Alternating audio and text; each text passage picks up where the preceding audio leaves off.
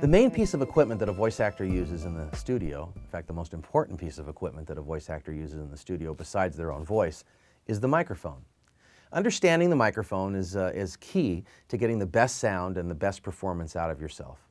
So here's a couple of tips on how to use a microphone.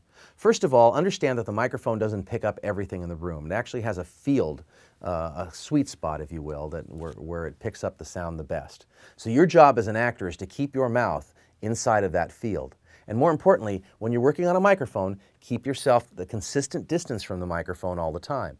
A little too close, it's going to sound too present. A little too far away, it's going to sound too thin. So you always want to keep a consistent distance from the microphone. Also, make sure that you're talking across the microphone and not directly into it. Microphones pick up air vibrations, and the more that you talk into the mic, the more it's going to pick up all of the sounds that your mouth makes, the P's and B's and the breaths. So make sure that you're talking across a mic and not directly into it. And finally, when you're working with a microphone, make sure that you stay a consistent distance. Don't be moving forward or backward, because that makes it more difficult and it changes the sound, makes it thinner or fatter, what we call it. And you don't want that. You want a nice, consistent sound all the way through. Also, and the last and most important thing to say about microphones is that you need to project. Microphones don't actually make you sound louder.